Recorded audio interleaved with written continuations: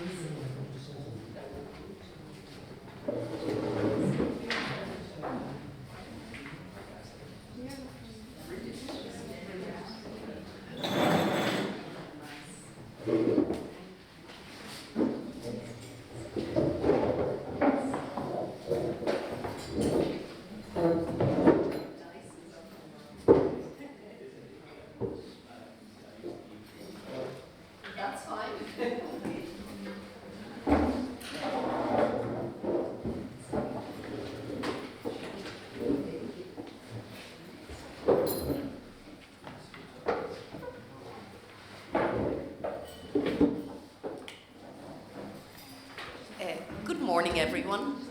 It's a great pleasure to welcome all of you to SocioEconomic on a Monday morning on this very important topic, differentiated Europe facing Brexit.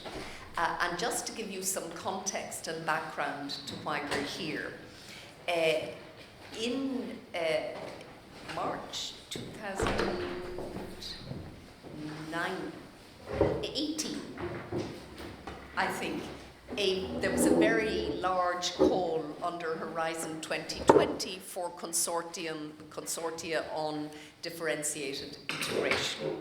And it so happens 3 consortium were successful across Europe, one here, one in IAI in Rome, and one in ARENA in Oslo.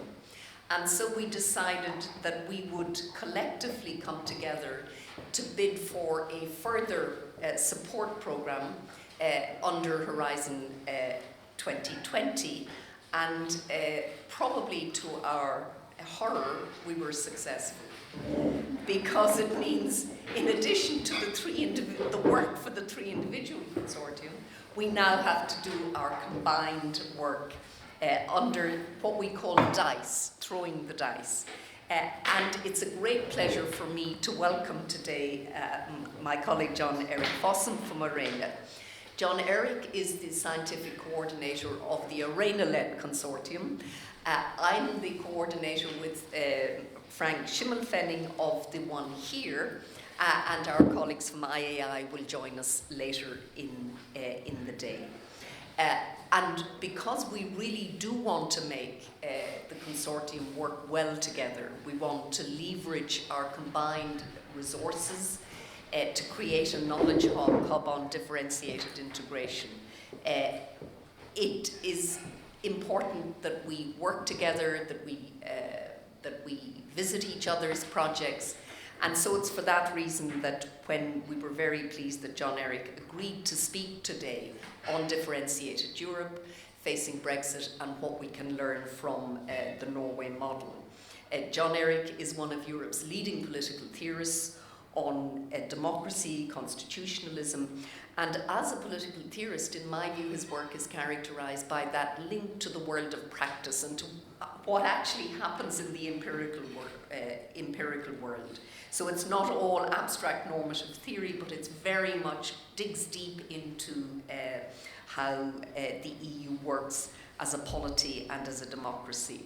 And the work that will be done in EU 3D and in our project, we hope, will contribute further to analysing what's happening at the contemporary European Union. Differentiated Europe and Brexit is particularly important because the UK is the first state that has opted from a status of differentiation internally in the EU, because it is one of those countries that had the most sustained opt-outs from EU regimes, to external differentiation. And what we have is a living experiment in what the difference is between being a member state with opt-outs to a third country hoping for opt-ins. And Norway offers an important model because the Norwegian relationship with the EU through the EEA Agreement is very distinctive. And if you remember Barnier's escalier, that slide that will be written about in the years ahead, the Norway model is one of the models offered for the relationship between the UK and the EU, although it is one that the UK does not want and will not accept. But I think the more we can delve into these different models, the more we can understand what the issues are facing the UK and the EU as both sides try to work out a stable relationship for the next phase. And that will be extremely difficult. I don't think the signs are good at the moment for those negotiations, but this is early days yet. So John Eric, we're absolutely delighted to have you. We give you the floor, and thank you very much for coming. Thank you, Bridget, for this wonderful invitation, and I really look forward to our collaboration. It's a delight to be back here in Florence. Can you all hear me, by the way? Yes, can you all? Now I assume you can hear me. No, it's an absolute delight to be back here in Florence, and of course I have been in this room a number of times before. Not quite in the same spot as now, which is a privilege and an honor, and but also it's also a significant challenge, and quite, I mean, if looking at the uncertainties we have seen with Brexit and the developments, and of course also the changes that the EU itself has gone through, this is quite also a humbling experience, because nobody has privileged access to the crystal ball. So we really have to look at what has unfolded thus far and try to get our heads around this. And of course, we are facing not only complex but also very stochastic developments, where small things, ripples in one place, can have significant implications elsewhere. So it's extremely difficult to predict anything. So basically what we are doing is to look at to mobilize the prevailing knowledge, and that's also why DICE and its collaboration is so important, because it provides us with a much broader repertoire of knowledge that we can mobilize towards this, because this is a collective undertaking. This is a common task, and nobody can manage this, not one institution or anything like this alone, not even one single network. But the fact that we are 3 projects here with somewhat different orientations is in itself an extreme strength. And I think it's in many ways, if we can pull this off, it epitomizes the good things about Europe in that sense of being able to mobilize and muster resources together, whilst in many ways also respecting and understanding the different vantage points and so forth. So I'm going to talk about this basically from a political science perspective. And I think I'll try to explain why I'm privileging political science in this. And that has also to do with the stochastic and uncertainties and so on. So first I will say something on Norway as a background, so you understand, because it also has to do with how distinctive Norway is. That would be the first question, because some people were basically claiming that Norway is so distinctive, and that's why it opted for this particular solution, namely to reject membership. And of course, if so, those features would to some extent also be manifested in the specific relationship Norway has. And there is a very strong integration thrust in the EU itself, as it has expanded both in depth and in breadth over time since 1994, when the EEA Agreement was formed. So one also needs to understand the domestic mechanisms that sustain this arrangement, because, as I will try to explain, this is a very distinctive form of differentiation in relation to the EU. I think this is probably the best case where external differentiation really has merit. The notion of external EU external differentiation really has merit because of the distinctive features of this. And of course, I'll also say something about lessons for Brexit. And at that point, I'll try to pitch this at a more European level, to talk about the European political order more in terms of the broader implications. because that says something about the scope of, or room of maneuver also with models, but also for Norway and how we can understand this in a broader European scheme of things. So I'll try to bring it home to some extent to say something more general about the European system and what kind of constraints that is placing. That, of course, is important for the whole understanding of Brexit. Some of these we can understand from Norway, although some people in the UK would say, oh, look, you can't compare Norway and the UK because they are so different in size. Well, maybe, but there are also factors that nullify size and this type of power and so on. So let's go into this and see what... the first thing is actually a very paradoxical situation in Norway. That the membership issue has been an extremely controversial and divisive issue. Families were divided. Society was really torn. I mean, the Brexit debate actually was certainly echoed in Norway in 1972 in divisions and so on. People were really, really, really upset about this. And they were really divided. And you had significant regional divisions, especially the North was so against the EU that it was a very small proportion of the population that supported EU membership, especially in northern Norway. And large parts also, especially rural areas of the West, were also very much against. It was basically only the big cities and the Oslo region that was clearly in favor of EU membership. So this was a deeply divisive issue. At the same time, Norway has, of course, signed important agreements, and as I will show, these are so comprehensive that they have profound constitutional and democratic implications.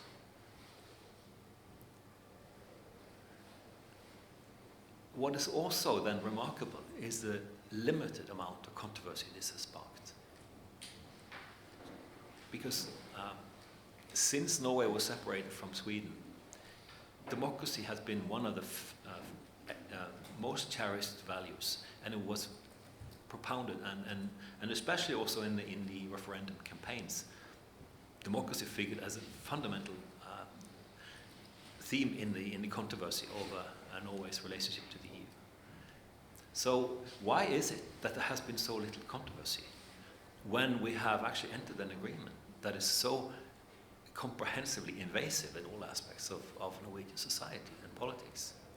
This in itself is a puzzle that requires attention. What we have seen is a rising level of tension, but this has been very specifically focused on issues, and rather limited issues in this.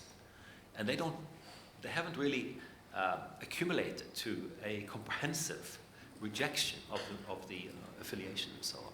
So I would say still there is stuff simmering under the surface, but a sort of fundamental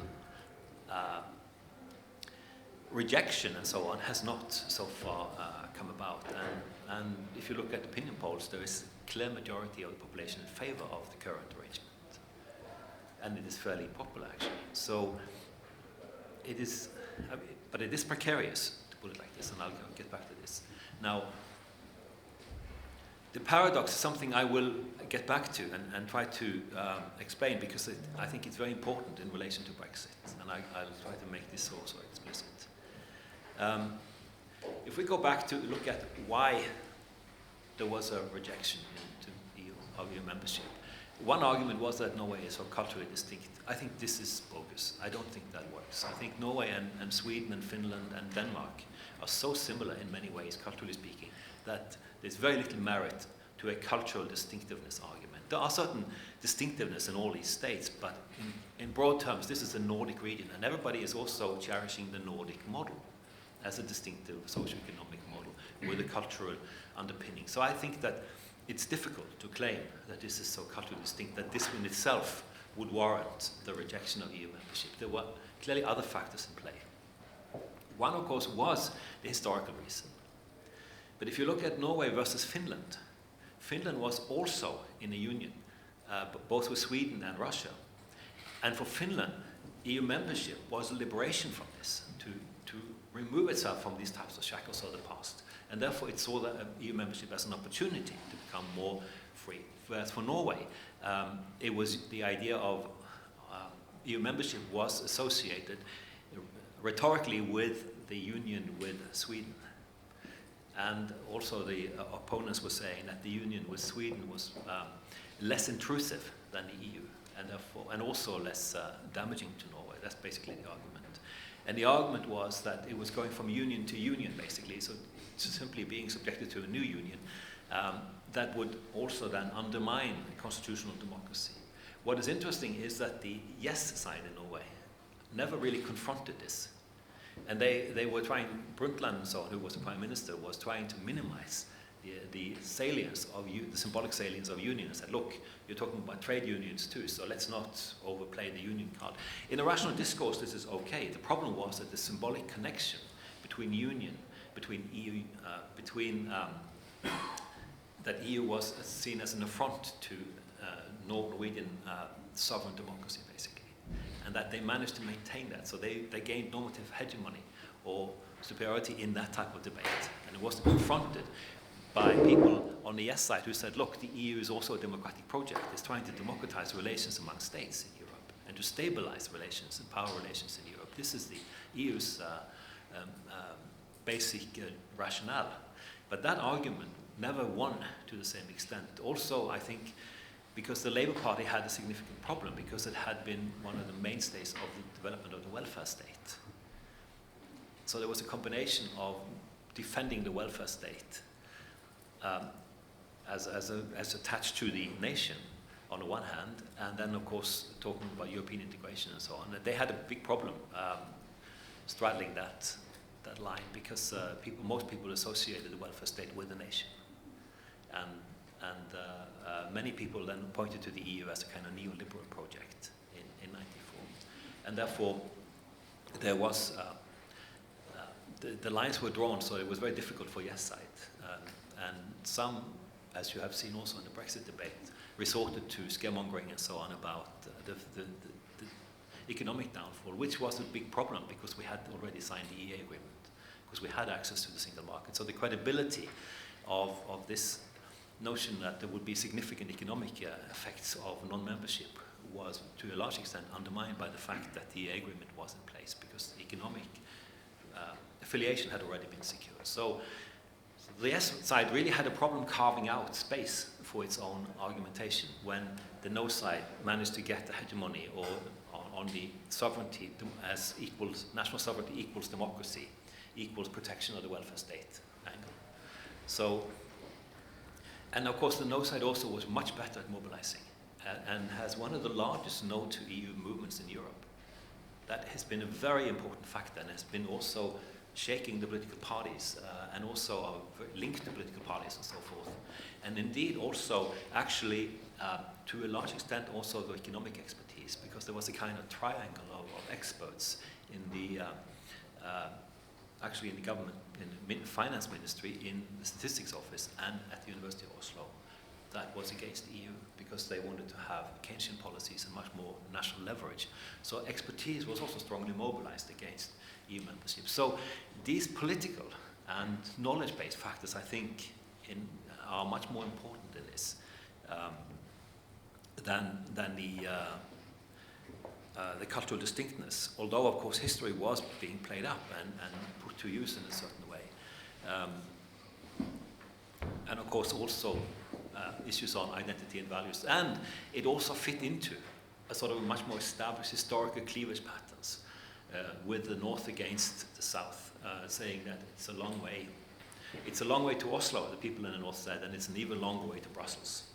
So this means further peripheralization, basically. And you had the urban-rural cleavage and all this. So this basically is a pattern of contestation, and overall there was a small majority of people voting no. It was 89% participation in this '94 referendum, so it's a very high political mobilization. But it was 52.8% voting, I think it was, voting in favor of staying out of the EU.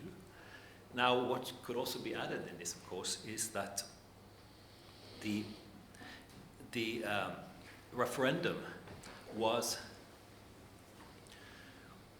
binary, it was yes, no. However, there were really three options in this, and it was difficult. Because there were three. One is EU membership, the other one was retaining EEA, and the third one was no to both. of course, the fact that it was binary meant that the no side didn't need to choose. Because, so they had the option of, I mean, a number of the people who voted no actually voted for the EEA agreement. Because there was only a question of saying no to membership. And it's a similar parallel to the UK Brexit referendum, by the way, that you have more options on the ground than are actually on the ballot for the referendum.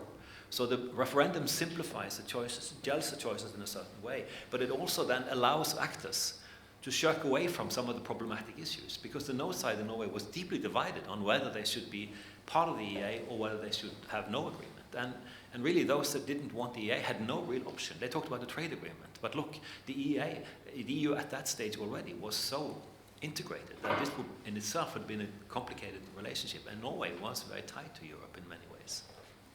So basically it allowed for shirking away from some of the complicated questions by this binary way. And I guess some people who were sort of borderline yes also could feel some comfort in the EEA agreement, because they knew they had stable access to the EU itself, and then they could hedge their bets and see later on, okay, what would subsequently happen. Okay, so this is something about the background. Norway is not so distinctive that there was any kind of cultural factor, but there were political factors. Some people are also saying that oil was important.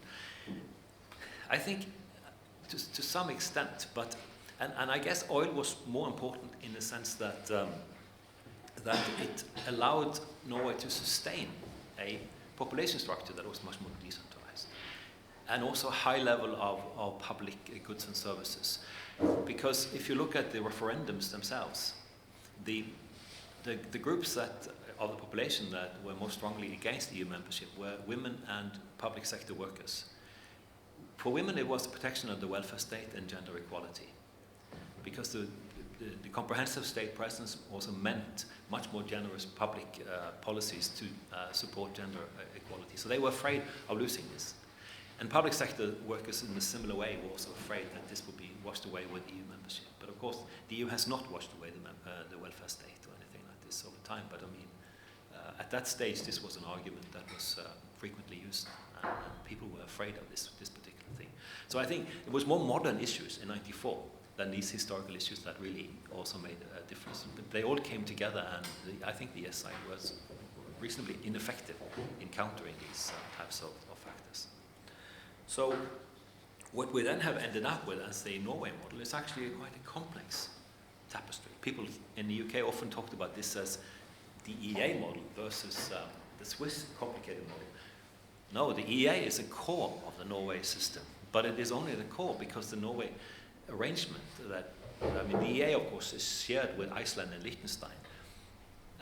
And they also have basically come together with Norway on other forms of affiliations, not the least the Schengen affiliation, which means that we are responsible for border controls. So that's why I said the idea of external differentiation works really well in Norway's case, because we are actually inside the EU's border, exercising border controls. Now, how could that be? Well, it was because of Norway's part of the Nordic Union, which we would have had a hard border against Sweden, 1,620 kilometers of hard border with Sweden. This was untenable, so they asked the EU to get also access to Schengen, so they have an affiliation agreement with Schengen, so we are inside of Schengen, similar to Switzerland, by the way. So, and of course also, with that, you also want to make sure that you're part of the asylum policy and other aspects of the Dublin 1, 2, and 3, and also in foreign and security policy. So basically, Norway has tried to be as integrated in the EU as possible without being a member. Does the EEA here count as one? So of the 120, how many of those are part of the EEA? I think it is counting as one, yes. Just one. So there's 119 others. I think so. I'll have to check this.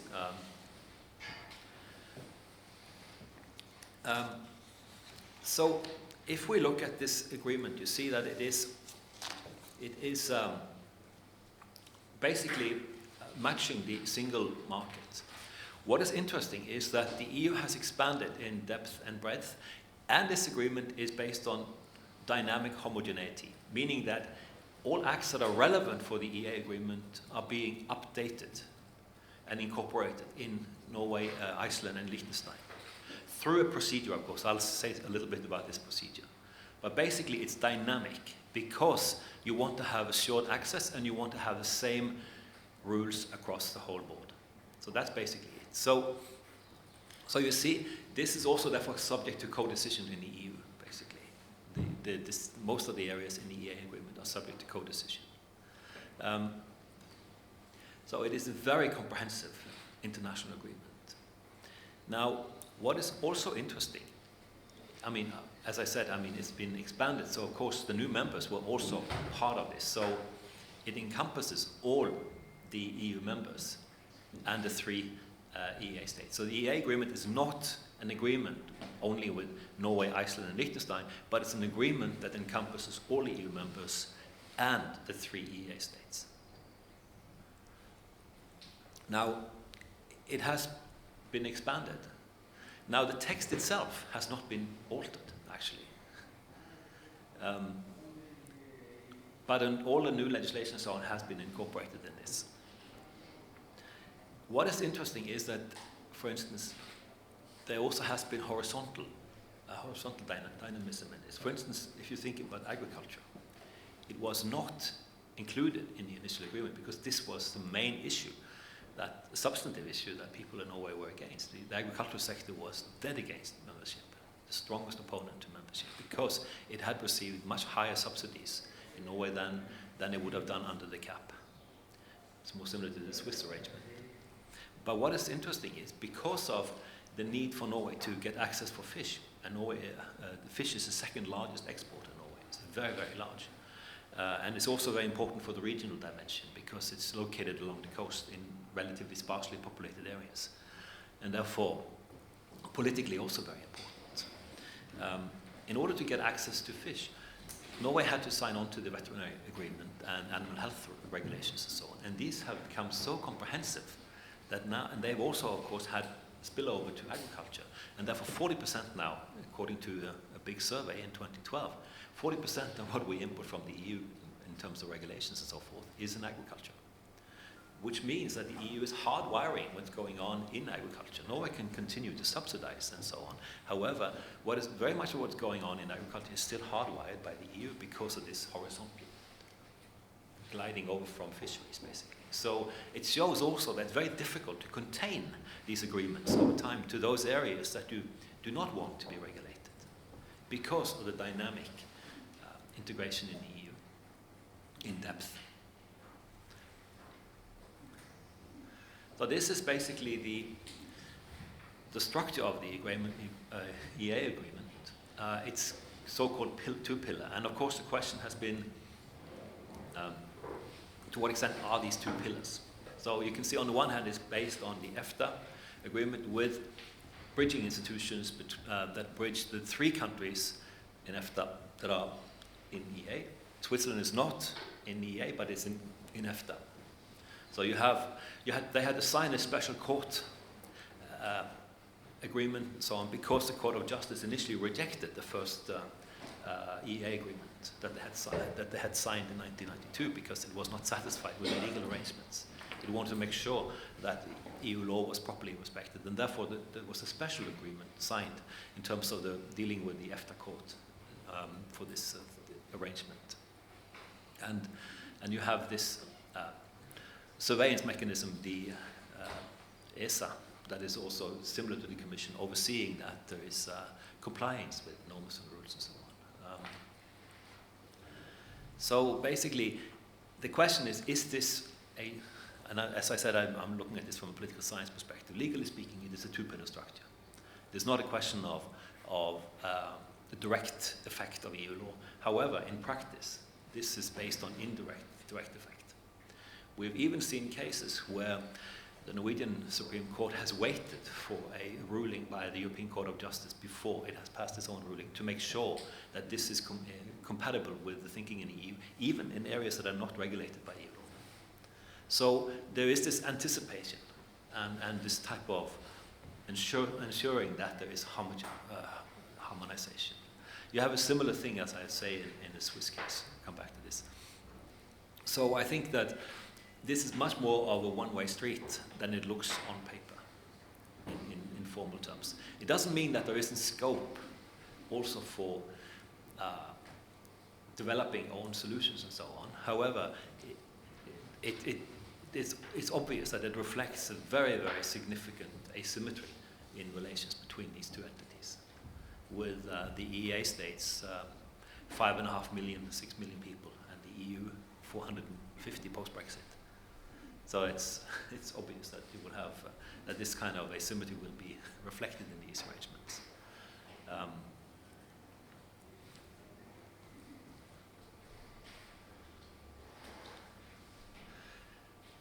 So if we go back to this initial paradox and try to understand the rejection of membership combined with as close an affiliation as possible,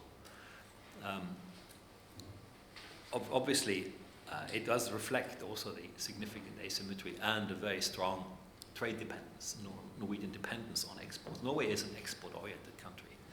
And I should have added that the EEA agreement is not inside the EU's customs union.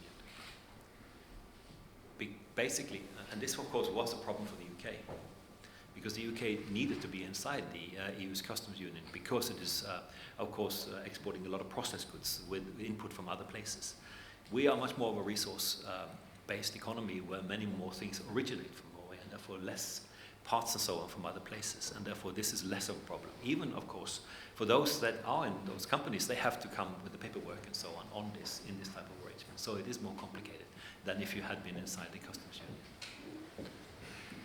I don't know if this has figured as a significant issue in among businesses and so on. I mean, I think some people would have, but it hasn't figured high on the public agenda that there's a need to be inside the customs union. And of course, it also means that the EEA states can form trade agreements with other parts of the world, and they have done so. I think there are 25 agreements that they have negotiated with other parts of the world on their own, that the EU, of course, is not in charge of. So it gives that type of flexibility by not being inside the customs union. And of course, I mentioned the dynamism itself in the EU integration process. Nobody in '94 had expected the EU to be both so deeply integrated in depth and so widely integrated in breadth. Nobody had really expected that. Most people, I mean, on the no side in Norway, most people said the EU is a rich man's club. It's not going to include the states in the East Europe and so on. But it did. And of course, I also mentioned the Schengen Agreement, the fact of Nordic cooperation and how that also has a centripetal effect in this. And the lack of actual conflict, or the fact that conflict is so issue-focused, I think has a lot to do with the way in which the political system itself is dealing with the EU membership issue. Every government coalition forms a tacit or written agreement not to bring up the EU membership issue or to change the status of the EEA agreement. Every Norwegian government is a coalition agreement. Every government will have a major party that is basically in favor of EU membership and a number of coalition partners that are against. That's why every coalition will want to put this question aside, because it's too controversial and it's too difficult. So then basically the gag rule, or the so-called suicide clause built into these coalition agreements, is that if anybody wants to start tampering with this type of arrangement, then the coalition will unravel. So you have a new political dynamic. So that's basically why the membership issue is put in abeyance. It's not actually been dealt with. But that means that it's easier to have the ongoing adaptation to comply with provisions and so on, because the political and symbolic heat of the question of sovereignty and democracy is put in abeyance. The constitutional issues are therefore not addressed. They're not linked to the specific issues that are in play. Those issues are being dealt with as separate issues, single issues, and therefore they can be much more contained and focused on the specifics of the issue. And they are not actually generating the type of political sentiment and mobilization that they would have done if they had been seen as fundamental constitutional or democratic issues. So that type of issue delinking that the political parties are doing and so on is, I think, fundamental for retaining this kind of arrangement as it stands. And I've looked at party programs and so on, how they're dealing with this in quite detail, and basically I think this is the mechanic that they're using. So the depoliticization is a fundamental aspect of how this is being conducted politically. Now, I think we can also add that Norway has a very competent and broad repertoire of public policy mechanisms, because it is a well-organized, well-functioning, and well-funded political system. And a strong public administration. It used to be historically very prestigious to be in a public administration. This was a relatively poor society with a strong state, basically, but a state that was kind of inclusive. But so the state of officials and the knowledge and so on built up into the state apparatus has been very important for sustaining this society over time. And that has meant that it has a wide range of policy instruments. And it also has meant that it has been a strong, high level of public trust in the public administration. Partly because if you look at historically, this was a public system that included people. There was a question of conciliation over time. It wasn't this strong opposition and conflict that you found in a number of continental states between the public system and society, but there was a much more consultative approach. And therefore, this sort of social corporatism that Philip Schmidt has been talking about a lot was very much there, but it also meant including societal actors in decisions and so on, and very much through informal channels, by the way. So this in itself, I think, is an important mechanism that makes the system work. And with that also, you have a significant element of compensatory measures that, as I said, the well-functioning state, the social security net is very, very comprehensive, and strong commitment to gender equality from the public side, and of course the very substantial fiscal buffer that gives enough leverage to do things. So we would of course immediately qualify for EMU and so on, because the lack of public debt and all this. So the government has the luxury of actually having a fiscal clout in a number of things, and therefore can direct public funds and policies to problems. And therefore the compensatory aspect, I think, does matter to the way in which Norway is dealing with its European affiliation. If you ask about how sustainable this is, well, on the one hand, of course, it is uncontroversial that it offers norm and rule predictability. And I think this has been a fundamental aspect. There was also a steel tariffs issue with the US. And Norway, since it was in the EEA, was sheltered by the European Commission. Switzerland was not.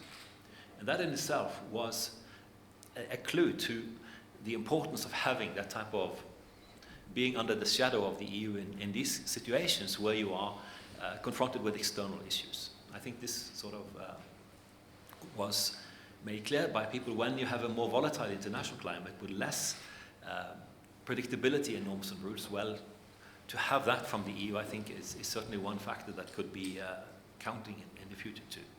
It depends on how this is spun and how important this figures in the domestic discourse. And I think this is amplified, of course, by the fact that there is very little uncertainty in Norway's dealing with EU members, because we are treated as if we were members in those areas where we are included. So we have reciprocity.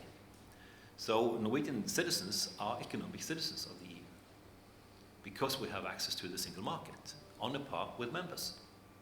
So that's why this is a very distinctive form of external differentiation. Now, so the legal aspect is one, but the politics of this is a volatile and uncertain aspect. And I think it also has to do with how this relates to the depoliticized domestic scene and whether that is sustained. If you look at Brexit, it can affect both the depoliticization aspect and the socioeconomic model. Because Brexit is also about two things. It's about, on the one hand, the UK's affiliation to the EU, and it's also on the choice of socioeconomic model for the UK. And of course, I think this has become more clear now, and it will become more clear in this coming year with negotiations, that at stake, people are looking at, with also the EU wanting to have assurances that the UK will honour the EU provisions, is about the choice of socioeconomic model. Are you willing to accept these regulations that we have in terms of environment and social policy and so on, or not? Or are you on a way to develop a Singapore attempts to have a cutthroat kind of competition in this? And of course, this will spill over to Norway too, in this sense. And of course, then it depends a lot on what type of buffering you have in relation to the EU in terms of, so this will be a strategic choice also in this sense. And I don't think a pension fund will be enough to buffer this if it really starts coming in undone. There has been some political turmoil also in Norway. In the beginning, there were some people who were anti-EU who talked about the opportunities with Brexit. I think that the uncertainties of Brexit, how it's unfolded, and also the fact that there are different socioeconomic models in play has cooled down some of this type of opposition. But there is also people ardently looking at the type of affiliation the UK gets to see if there is a possibility of changing Norway's status and doing something about this. So that this will continue to be an issue, yes, I think it will. If we then look at the actual negotiations, depending on issue area, and I think it matters a lot what issue area you're talking about, the unfolding of and then orchestrating of the negotiations could be quite different. And I'm just putting down some scenarios. I'm not sure how many of these will materialize. It's obviously clear that Norway will be affected by the EU-UK negotiations because of the EEA. We are not part of these negotiations, of course, because we're not a member. So we're just trying to keep informed with what's going on in this circumstance. So much of the terms will never be determined outside of us, with very little input from us in this. This has to do with the whole EEA framework, of course. The terms of the EEA framework will, of course, be settled insofar as it has to do with Brexit, will be settled in this first category, EU-UK. There will also be negotiations with the EEA and UK. This already has happened because they have signed an extension agreement on the EEA agreement through this year because, of course, the UK exited the EEA as well when it exited the EU.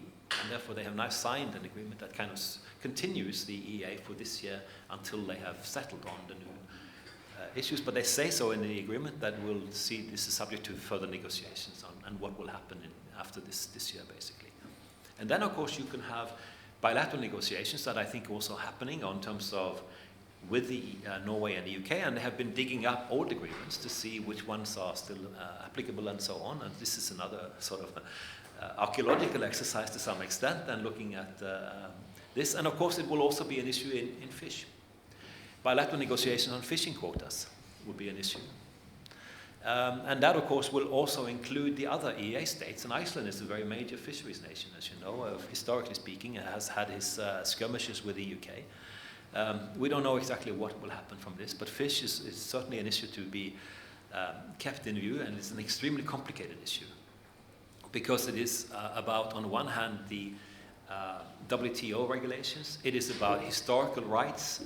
It is about boundaries. It is about market access. It is about sustainability. I mean,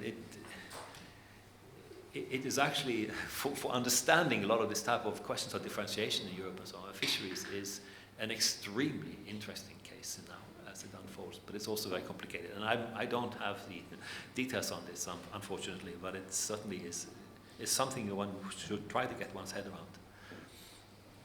Now, if we then, and I should be moving forward now, if we pitch our sights higher and look at what sets Norway apart from other arrangements, I'm just giving you a sense here. Now, this is the formal nature of this arrangement.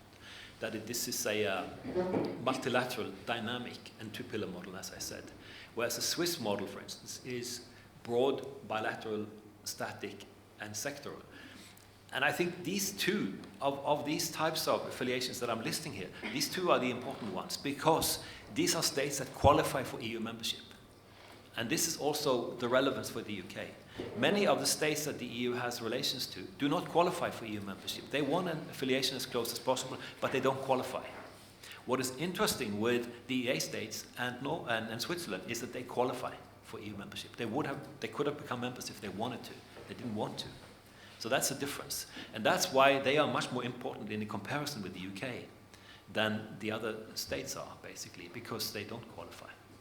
So there has been this type of there is this type of basic EU compatibility, which makes it much more smooth. Now, you look at Switzerland, and these are difficult negotiations. The EU doesn't want it and so on, because they have to continue to negotiate. There's not a dynamic homogeneity built into this. There's a question of ongoing negotiations. But I should also add that the Swiss have a notion they call autonomer Nachvollzug, which means that they do adapt legislation to be compatible with the EU when it is introduced. So this is part of the public officials' informal interaction with EU officials and so forth to make sure that this is much more smooth. And therefore the EU has a greater assurance that Swiss legislation and so on is EU compatible informally than it would do from a recalcitrant state that would have significant political opposition on this. So there's different dynamics with Switzerland. That's a more sort of unilateral form of harmonization with the EU than you find than I suspect you would find in the political scene in the UK on this, because more issues would be politicized in the UK than they would be in Switzerland on this. There are issues, of course, that have been thorny in Switzerland too, but in general, this has been the image that the Swiss scholars are reporting to us about and how this relationship has been operating. That means that in practice, there's less difference between the Swiss model and the Norway system than many people think there is. Now, if we then go further, I think it is important to look at the conditions that these are operating under. And the EU is a constitutional order, and I think we have seen that also in the EEA, that it is subject to a kind of constitutional order in this.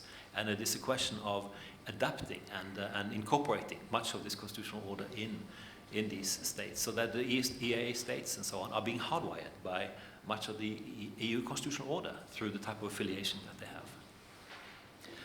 And of course, the EU shapes and balances states and citizens by giving rights, of course, to citizens, and also having the principle of equality of states and having access to all states in EU institutions and so on. And that also means that the EU is reconfiguring borders between the EU and the external world, and of course between states inside the EU. Schengen, of course, is a case in point with open movement and so on. So the whole political geography of Europe is profoundly shaped and reshaped by the EU. And this horizontal integration across societies is fundamentally important because it unleashes that. Of course, if you look at the number of people moving, mobility rates are still low in Europe. However, goods and services and so on and capital are moving very much across borders in Europe, much more so than before. And there's no reason to believe that this should stop. At the same time, states have much better technical means for border controls. It's a profound irony of the globalization that states have never had better technical means for controlling borders than they have now. So of course that means that if the EU actually really wanted to establish firmer borders to the external world, the technical means will probably be more available than before in doing so. Now this is what the Commission white paper itself, how it described the EU, and I think it shows you something about the complexity. Now, the first instinct will be to say, oh God, this is a dog's breakfast of arrangements. I don't think that's the case at all. I think that on the one hand, you see the Eurozone, which is the most consolidated, and then the EU has developed principles for guiding its relations to all the other types of affiliations. Of course, this has an element of what Schmitt calls condominio. However, it is organized, orchestrated, more so than many people would make it. So you have a question of rights and obligations, and these are conditional on compliance with EU provisions, basically. So there is a conditional element to this, and I think that conditional element is something that permeates all the EU's affiliations and will continue to do so with Brexit. And Brexit will be an interesting test case for how this has actually been worked out. So I think when you have, of course, you have in the EEA and Switzerland, especially EEA states, you have a high level of trust, and yet you still have sanctioning mechanisms. But if you look at the recent social security scandal that came in Norway, where they said that Norway had been diverging from EU law in a very long time and had actually incarcerated people, the EU had not actually been, this was not picked up by the EU, this was picked up domestically by Norway. So the EU had not actually been able to monitor and sanction this as it went on in Norway. So it shows you that quite a lot of things are happening under the radar, and it depends on the domestic factors also on picking up these things and doing things in order to uphold the harmonization between EU law and non-member law. So I mean, the idea that the EU is everywhere and into everything is greatly overstated, because the EU doesn't have capacity to do that. It relies on states monitoring and doing these things, also, of course, in implementation. So I think the reality on the ground in Europe is more complicated than what we are seeing in terms of actual practice, how it works. However, the EU itself has devised principles for compensating for the fact that it doesn't have the same system of border controls as a state will have. It doesn't have contiguity between function and territory as a state would have. But it has principles guiding its relations to non-members in this sense. So I think that this is a conditional aspect and has to do with the more rights and obligations, the stronger you have to abide by and then comply with, and make sure that you are show that you're actually complying with the EU. I think that's basically the general principle of this. That the EU is willing to give access, reciprocal rights and so forth, but subject to compliance with the conditions that the EU sets up, similar to what you have in enlargement, basically. I think that logic basically permeates all the relations, basically.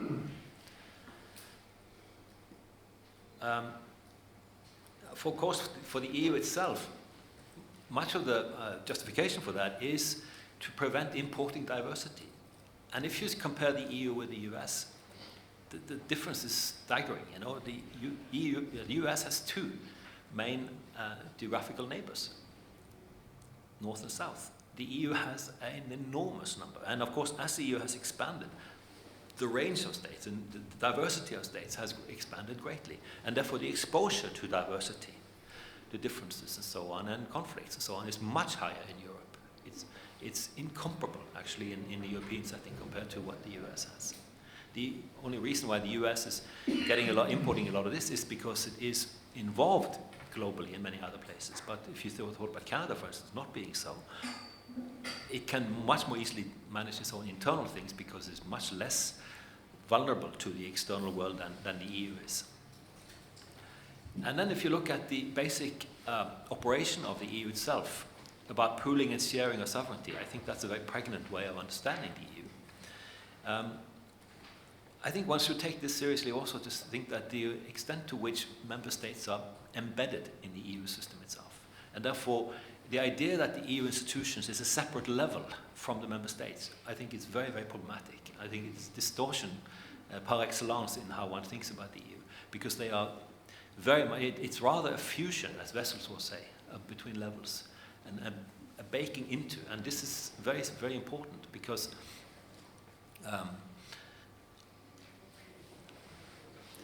the states themselves are also therefore locked into this kind of structure.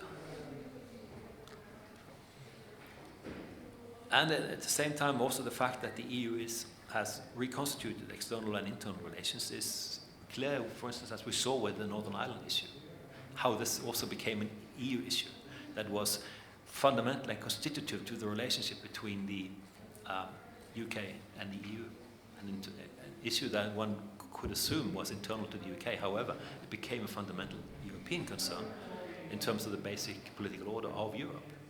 And it shows, therefore, how the EU is embedded in also the domestic workings of different systems. Now, what I think this amounts to is that the EU sets the terms of shared rule, but it also, to an increasing degree, intervenes and programs the states' self-rule. because all the shared competences and the fact that member states are so basically built into the EU structure itself. And that was my example on fisheries and agriculture in Norway, for instance. And it's just one example of how the insistence on self-rule is being affected by the fact of integration, horizontal, and the dynamic interaction among states and societies.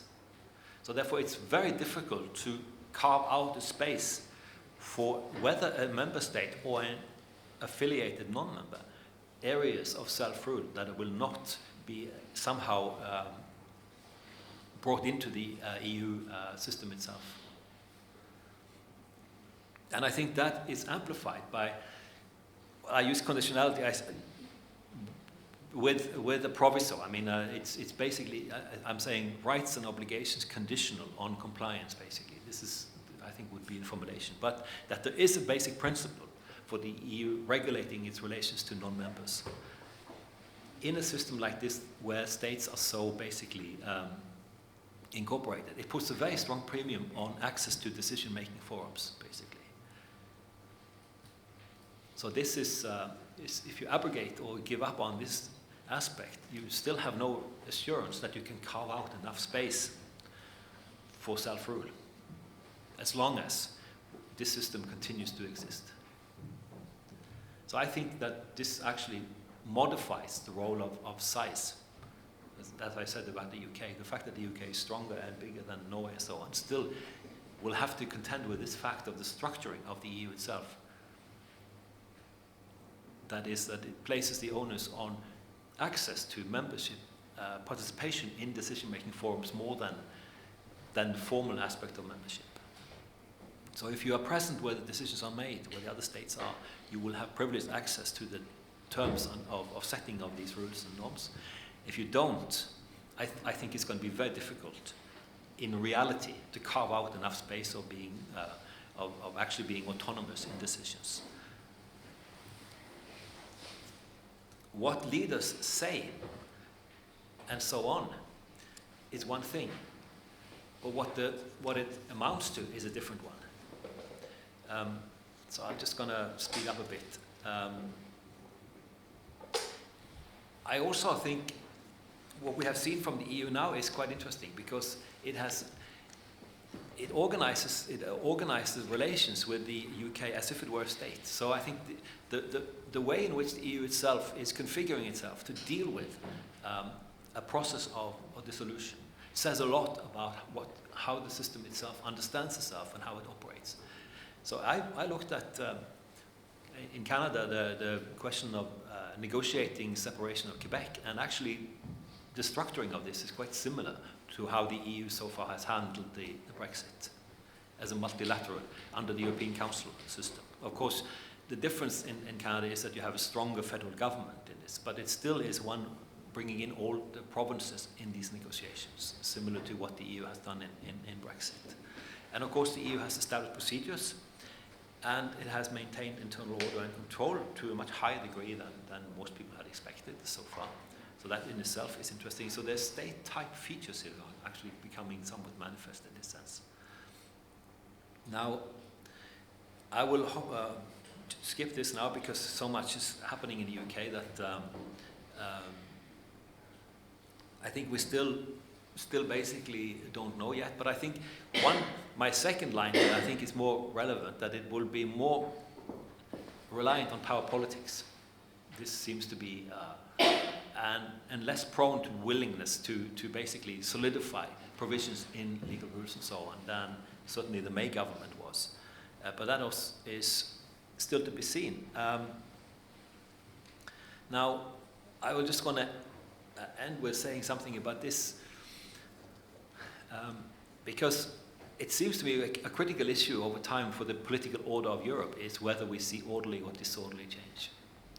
And also, of course, the question of polity change of the EU and the UK. The first box, limited and orderly change, I think is very problematic, because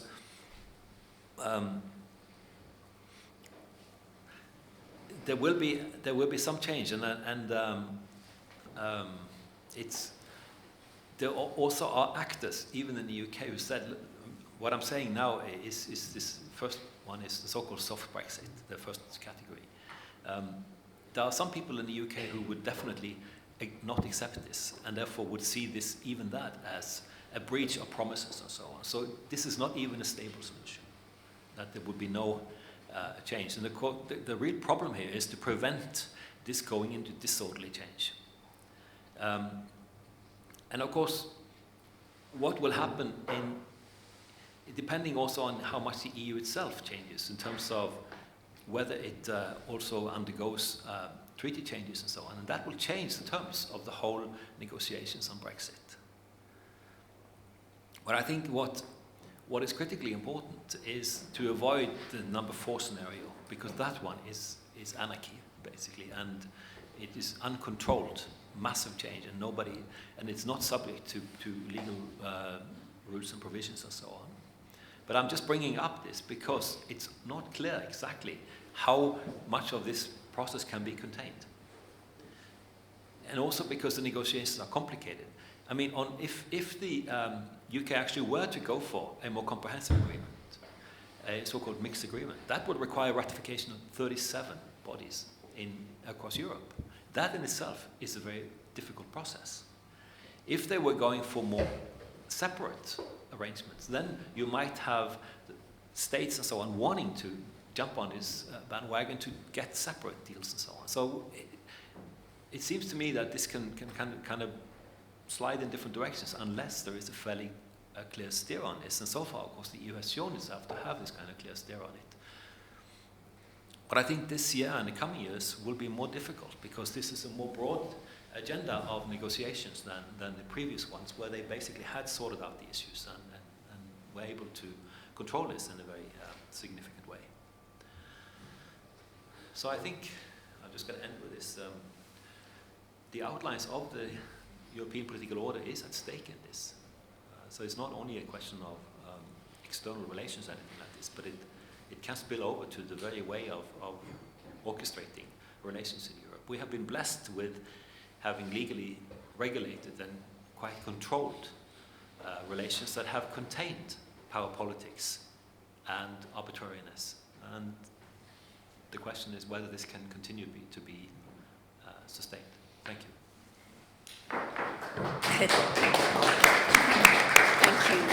Thank you very much for and to leave us with all of these core questions. And we now have Luigi Pedestri, an EUI alumnus from the law department, but now our research fellow on our project on individuals. So the floor is yours, and thank you very much for acting as discussed. Thank you very much. Thank you, Bridget, and thank you, John. So my comments kind of come on the backdrop of the Norway model as exemplified by the EEA Agreement not really being or not being a viable model at present for the UK. I think there was a very small window in which it could have been accepted, but that window closed in 2017 with Theresa May's Lancaster speech, in which she set out a number of red lines which made it very clear that an agreement such as the EEA Agreement is not what Brexit is about. It's not the intention of the project. Against that backdrop, I do think the Norway experience of depoliticising an issue that's very divisive, in this case the EU membership or membership of the EU, is useful or could be useful to the UK. And it's against that backdrop that I have 3 points, and within those points, questions for you, John.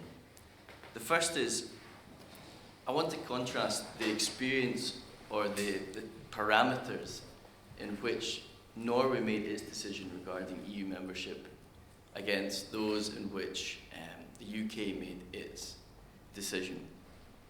In Norway, and as you outlined in your presentation, there was at least 2 fixed points of integration, or 2 fixed points against which the decision of the Norwegians was able to be made. One was you had the EEA Agreement, and you also had EU membership. So you have 2 points of integration. One is more integrated, one is less integrated. But you have 2 points against which to make a decision. In the UK, the context of the referendum was quite different actually. You have a point of complete integration, EU membership, and then a much less well-defined point of less integration, de-integration, whatever you want to term it. And so my question for you, John, in that context is, does that make it more difficult to depoliticize an issue? Not simply the fact that you're going through a process of de-integration, but your destination is less well defined. My second point is about the sustainability of any deal that's struck now, and how that might then develop in the future. So, David Frost, the UK negotiator, suggested last week that what they're looking at is a free trade agreement, essentially, that focuses on goods. And I'm wondering if that becomes the baseline against which UK-EU the relationship is based on, whether in the future, or whether that might then serve as the foundation for a discussion within the UK about its integration with the EU that's no longer based around membership. So that issue of membership becomes depoliticized. And it moves on to what you talk about both in your presentation but also in your article. The discussion moves on in the UK to one of adaptation. So rather than focusing on the broad issue of whether we should be a member or not, the issue becomes whether we should opt in or opt out to a particular piece of legislation or EU policy. That, again, presupposes the EU is willing to entertain that sort of relationship. But it might be an interesting point in relation to how external differentiated integration develops in the future as well. My final point is in relation to my own heritage, so to speak, coming from Scotland.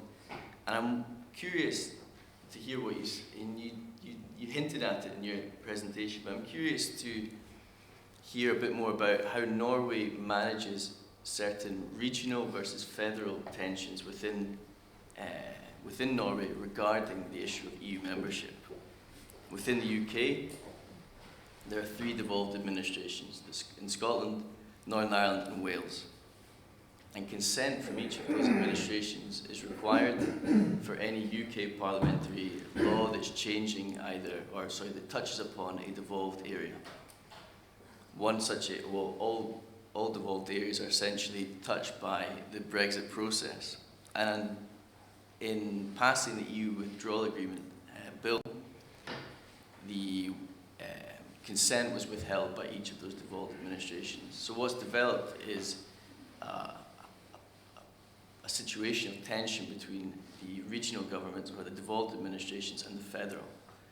And my question to you is, what can we learn from Norway's experience? Was this an issue, or is this a continuing issue with Norway in its relationship with the EU? Those are my questions. Thank you very much for your questions, and I am going to open immediately to the floor just to gather some more and then give you an opportunity. So let's take 3 interventions at this stage, whoever would like to begin. Graham. Thank you for that very rich and provoking presentation. I must say that one of the points you made, that particularly the new Johnson government has brought lack of predictability and possible breakdown of trust, is a very concerning point. Anyway, I want to make 3 small points. One is, you touched briefly on the question of content rules in trade agreements. And I think the potential problems for a future UK-EU trade arrangement, the problems arising from rules about domestic and third country content, are really enormous and haven't been properly assimilated by the public commentators in the UK. I want to ask you 2 questions about the functioning of the EEA in Norway. As you know, under the EEA, Norway is not, strictly speaking, obliged to implement the acquis. The EEA allows a party not to accept and if that happens, the other side can withdraw concessions. But could you just talk us through why that's never happened in Norway? My second question about the Norwegian situation is that you mentioned worker mobility as one of the controversial areas. Again, could you just explain to us what's been controversial and what's happened? Thank you. Yes, thank you very much for this very interesting talk. I just wanted to ask for short questions. This depoliticization aspect, that rule, as you call it, in order not to rock the boat with the coalitions in Norway, I found a really interesting aspect. But did I understand you correctly that you then said that wouldn't work for the UK because it's already so very politicized? And my second point is when you say at the very end that now treaty renegotiations and Brexit negotiations would happen at the same time. Right now, future years, I think there is more of a tendency to kind of hesitate to do that because treaty renegotiations and Brexit negotiations would indeed kind of be very difficult to say what the outcome then would be. Or maybe I didn't understand it correctly. Then a third point, which is when you said a very interesting point that in a way the constitutional principles of the EU, the treaties, are kind of under the radar screen, are flowing into member states' principles. But there is also this discussion about over-constitutionalization, that there is too much in the treaties. It should not be in the treaties, not constitutionalized, just the opposite way. So how does that fit together? And the last little point of Switzerland is, I mean, in Switzerland, of course, the direct democratic rights are a huge problem, right? Institutional kind of, the institutional architecture of Switzerland, but in the sense of the attitude to membership, the direct democratic rights.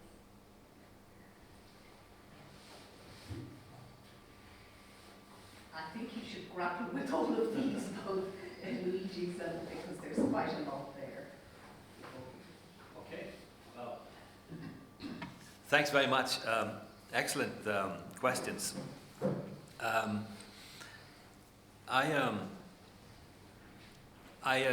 The first point on depoliticization, I have actually argued this. I don't think the UK can, in any sense, emulate Norway on the depoliticization. Not at least in the political discourse. Now, the question, and that has also a bearing on, is to what extent the fact that the UK itself is actually fully EU compatible, to what extent they will allow quite a bit of this to go under the radar. So one is that what you could get is a focus and politicization of certain issues, and then to leave a number of other issues that are not actually being touched, just to continue. So the managing here of the agenda itself, and to what extent some actors are able to orchestrate and manage the agenda, would matter a lot to this. So far, we have seen that this has been a very stochastic process. There has not been, under May, for instance, nobody was able to control this type of agenda, and therefore anything could be politicized. And therefore, the likelihood of getting this depoliticized is very, very difficult.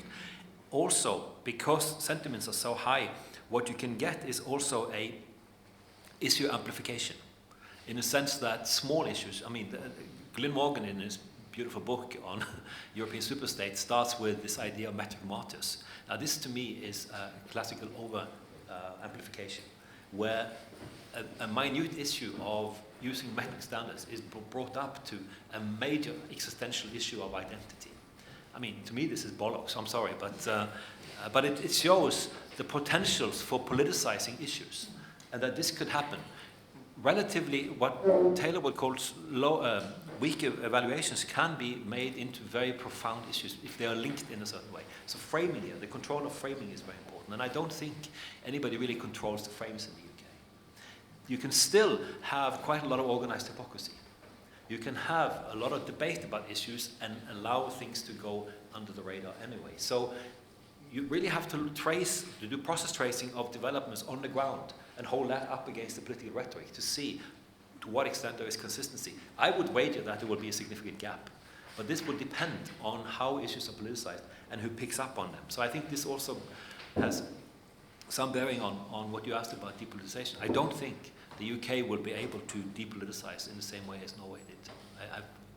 For now, I don't think so. And this also has bearing on Scotland, for instance, the devolution issue, because most of the issues that are, maybe even all, issues devolved have been subject to EU law, meaning that there is a great uncertainty and a fear of power grab back to Westminster when the EU link is abrogated. So this in itself will keep the regional dimension, the federal dimension, if you want, alive, I think, in a very significant way. So, so the UK is not only divided politically inside of England, but it's also very much the regional dimension. So you have a territorial dimension that is fundamentally important. And of course, Northern Ireland, and then the fact that Sinn Féin's significant role in itself is now also playing into this. That will also spill into the UK. So I think the idea that this will be kind of contained is extremely difficult.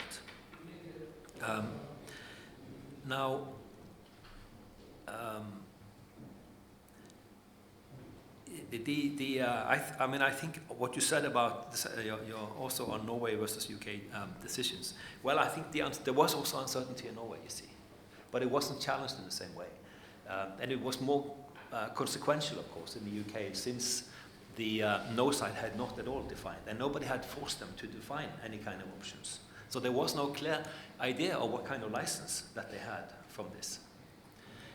There is still a parallel with Norway, namely that some people say, look, we've had 2 referenda. They should be determining. Well, how long does a referendum last? So there's this uncertainty in itself is a referendum. I mean, there's nothing to prevent the referendum to be held the next day after one referendum has been held. There's no specific period for this. It's all depending on political factors. And this is a big problem, actually, for democratic thinking, because it can solidify the sentiment of a population at a certain point in time, and things are changing.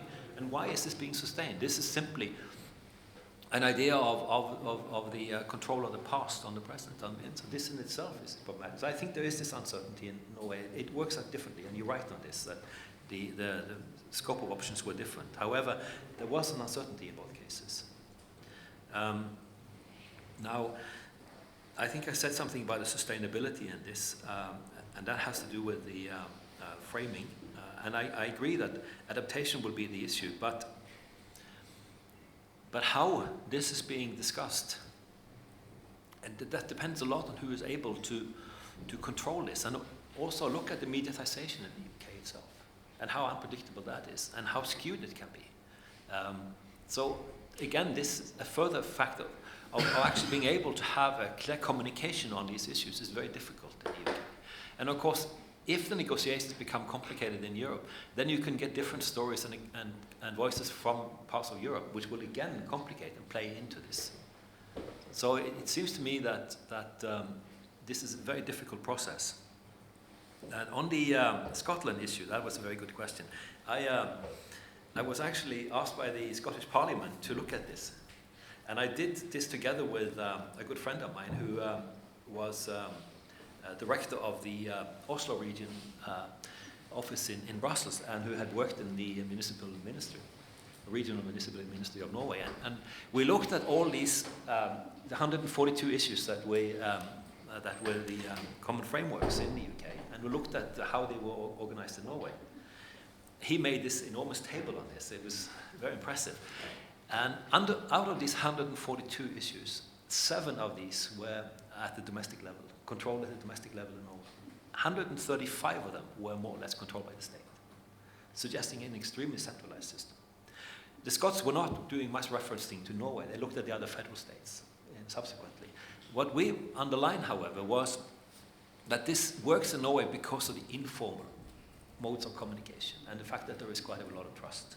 So you have information and consultation going on, but in an informal way, because the structure itself is more centralized than most people would imagine. Because the Norwegians are fairly federalist in their mentality, but they are not at all in the system of, and the welfare state itself is also helping to centralize things. So, and a significant state presence and so on in the economy itself is making it more centralized. Norway is not a good model in formal terms for Scotland, because you need to go look at much more federal systems in this. To Graham,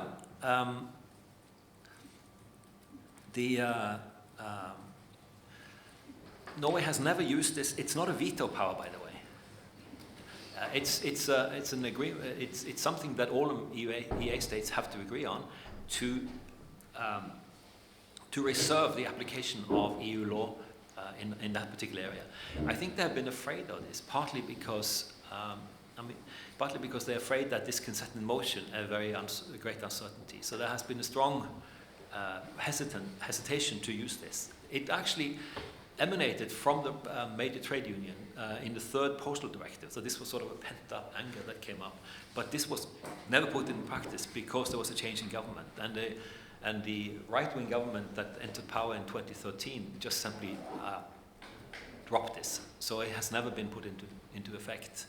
But I think this signifies the mentality of being a non-member state, that you are much more reluctant to exercise these types of provisions, even if there are provisions in the EEA Agreement too that have been used that are saying that you can honor existing national legislation as long as it's not in violation of EU law. So there are other provisions in the agreement itself, if you look at the legal mechanics of this, that are very interesting, but they are not being exercised. Adrienne, I think I said something about the depoliticization in terms of gag rules on this. On the treaty, well, what I was thinking is if the negotiations drag out for a long time on Brexit, then they might face the prospect of having to have kind of parallel. I don't think anybody would want this. But I don't think that the UK can sort out its relationship within this year with the EU, you know. I think they can probably make it some kind of framework agreement, and then they will have to continue negotiations. But if they can funnel this into more sort of limited areas and so on, maybe they can continue to go on with the internal EU aspect anyway.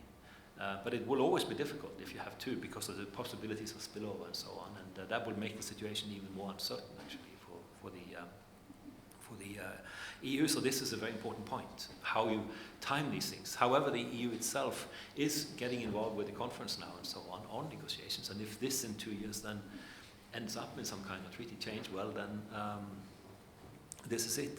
On the over-constitutionalization agreement, I totally agree with you.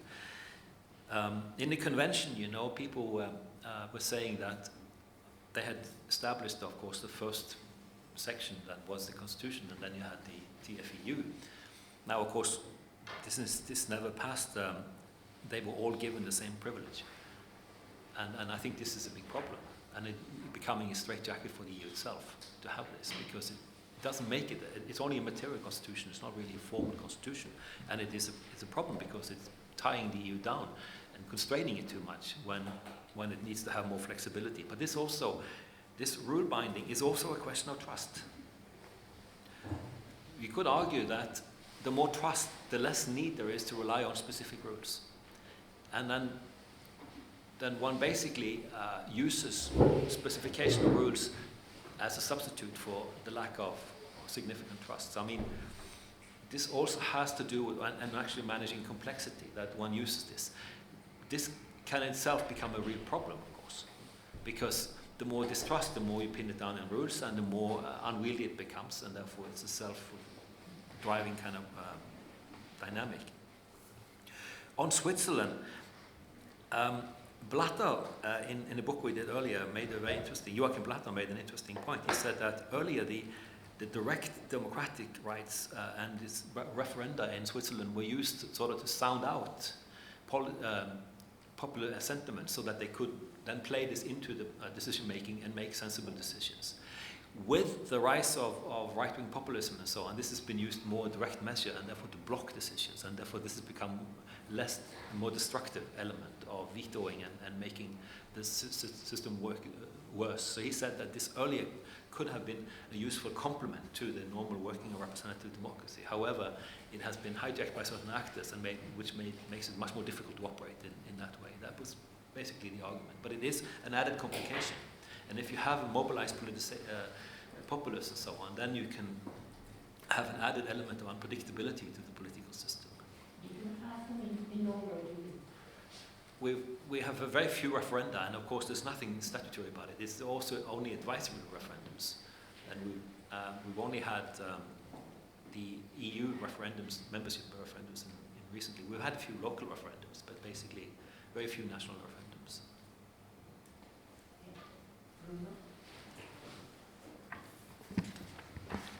So in the current EU-UK negotiations, we've seen a new acronym appear, namely LPF. We'll hear a lot about it. LPF is level playing field, so which has already arisen as one of the major issues in the negotiations. Now, if you look at what the European Union defines as the areas in which there should be a level playing field in the future, we see things, only few things in which Norway is actually has agreed to join the EU, namely competition and state aid. That's one of the areas where I think that's part of the EU-Norway relationship as well. But the other parts of what the EU tries to impose on the UK in terms of level playing field are things like environmental protection, workers' rights, taxation, fiscal policies, which are all, if I'm not wrong, all areas in which Norway has not agreed any obligations, where it's still autonomous. It's not bound by EU rules. So the question then is, in light of the experience with Norway, would there be room for a compromise here? Would there be a possibility for the EU to say, well, if we look at the experience with Norway, we didn't need actually level playing field in the field of labor law or environmental protection. We could just trust Norway to basically follow more or less our rules in the way you explain. So couldn't we have the same kind of trust with the UK? I'm asking that because clearly here there has to be a compromise here, because the positions on LPF are now so far opposed. There must be some room to find a common ground there, and maybe the Norway experience might be useful here. What do you think? I just add one final question, and then I think we bring things to a close. How do economic interests emerge within the EU-Norway relationship? Because what's very striking, the UK-EU, is that the UK on the one hand voices said, well, the German car manufacturers and the Italian Prosecco producers would come to our aid and assert the economic. And equally, in the UK, 80% of the UK economy is services, but they're really not getting traction in the public debate, but not even in relations with government. So it's as if that the polity dimension of the relationship is dominating all other aspects, including really important economic interests and preferences. And why should that be the case? One would have expected the economic business dogs to have barked by now. I have asked many people actually, cui bono from hard Brexit, and nobody has given me a clear answer on this. I was very surprised because I thought there could be sort of certain people, but I mean, I don't actually think this is driven by economic dynamics. And of course, to some extent, you also saw that in Norway, but of course, the cards were stacked so that they had managed to get the EEA Agreement, and of course that was not subject to a popular referendum, the EEA Agreement, but it was parliamentary vote, and it had a very strong majority in Parliament, because Parliament, of course, was fully aware of the economic interests at stake, and the fact that most of the Norwegian economy is hardwired towards the EU. So this therefore figured early on. You do find people opposing EU membership who don't really come up with any kind of alternatives. But they are a small minority, and they are not able to dominate the scene. So what one can attach this to, I'm not sure. Whether this has any bearing on or relation to depoliticization, I don't know. I mean, I think there is a recognition here. Maybe this is about size, actually. And this is psychology, that being a small adaptive member means that you are used to knowing that you are on the rough seas of the international system, and therefore you simply cannot avoid touching yourself to something. Maybe there is this type of mentality among some people in the UK that we finally have the opportunity now to carve this out on our own from the political angle. But I'm also very surprised as to why, especially the services sector, doesn't have more traction in this, because the frost of notion, of course, also doesn't give a guarantee. May's agreement also didn't give a guarantee on services. And that is the main part of the UK economy, and that's the most vulnerable part in relation to the EU, because there you can have non-tariff barriers everywhere and make this extremely complicated, any kind of guaranteed access. So the precariousness of this and the vulnerability of it, I mean, I'm very surprised about this, how this is going on. That's why I was also hinting that the adaptation, maybe there's more stuff going on under the radar on this, and depending on how the political discourse is actually unfolding on this. But I think this also has bearing on what you asked, Bruno, about trust. And I think the EU knows that Norway generally, on social policies and so on, has better regulations, more comprehensive regulations. So there's no danger in this sense. And it's been pushing for, especially also on gender equality, it's been pushing for more progressive EU regulations. So it's not even a trust, it's a knowledge of the policy orientation, that it is certainly compatible. So that in that sense, we are virtually represented by the EU in this compatibility on these issues, on the more progressive issues. On the environment, it's a bit more tricky, because we are one of the largest exporters of oil in the world. So the Norwegian government, on the one hand, says that it wants to abide by environmental rules and so forth domestically. However, it should not really be affecting oil development. So there's a bit of hypocrisy on this one. But the trust aspect, I think, has to do also with performance, and it has to do with statements. And I'm quite sure that the Norwegian officials are very anxious to make sure to their European partners that they are reliable and that they also are showing this in action and so on. So there is a track record also. So one thing is what you say, the other thing is how you reassure people through action. And that is, again, depends on the rhetoric and the control of this. And this one is much more problematic in the UK. In terms of, that's why I said, in terms of being able to control the discourse, or not control it, democracy you don't control, but to be able to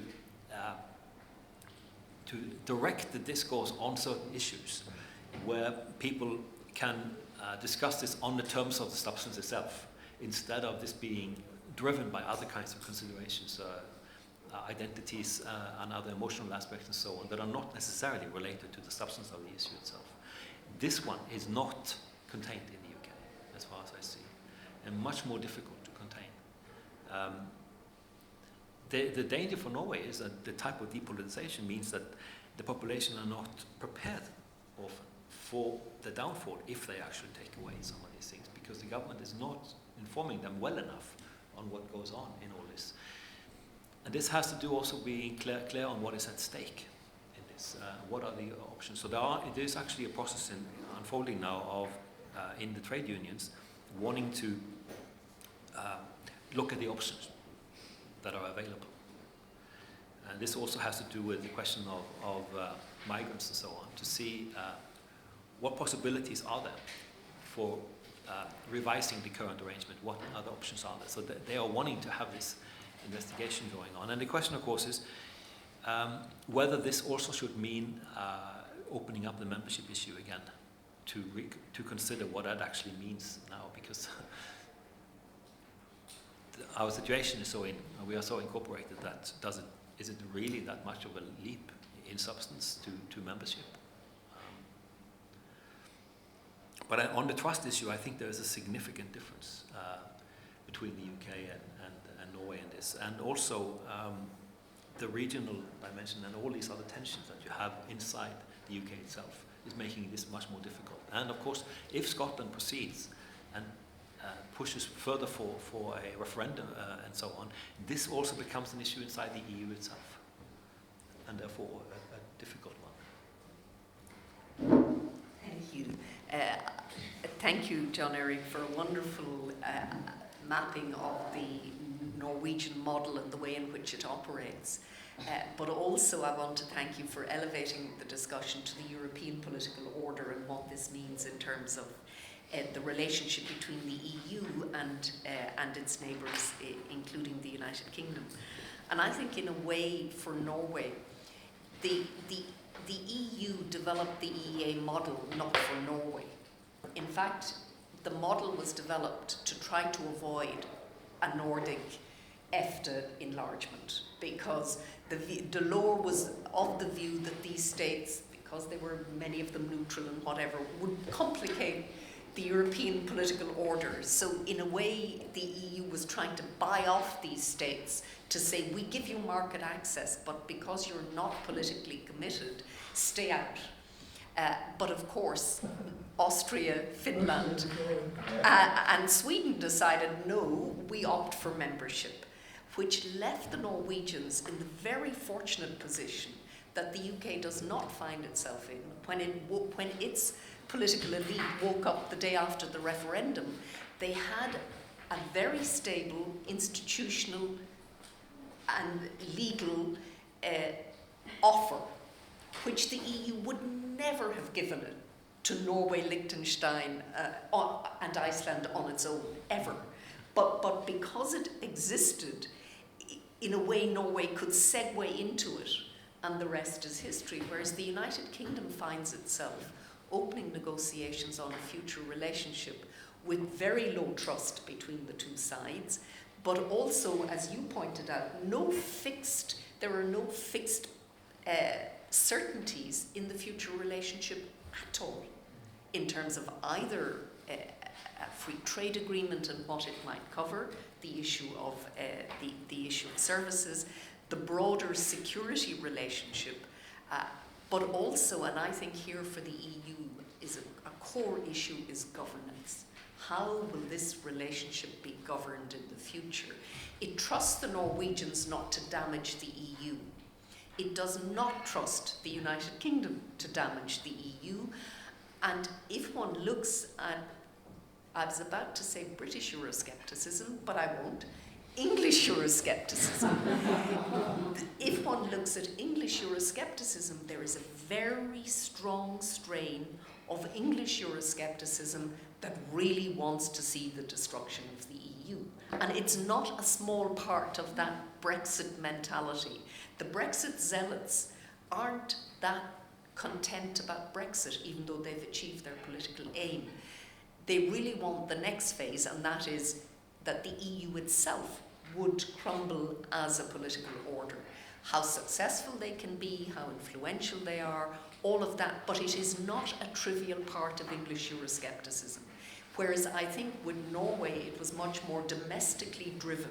It was Norwegian autonomy, Norwegian sovereignty, but it wasn't a phobia about the EU as a political order. Whereas I think I have to remind myself, English Euroscepticism, there is this quite strong phobia about the nature of the EU as a political order, because it really goes against everything, the common law tradition and all of the things that make the state tradition of the UK is very unlike what the EU is. And so I think there's a very deep set of institutional issues and normative issues there, also political issues that don't exist in the Norwegian. Yeah. And so I think for the Norway, it is very fortunate that the UK, the EU would be very happy to park the UK in the EEA. This would be very, very good for the EU, but would be very bad for Norway, because it would completely disrupt what is a very stable, predictable set of relationships, both within the EEA and EEA-EU.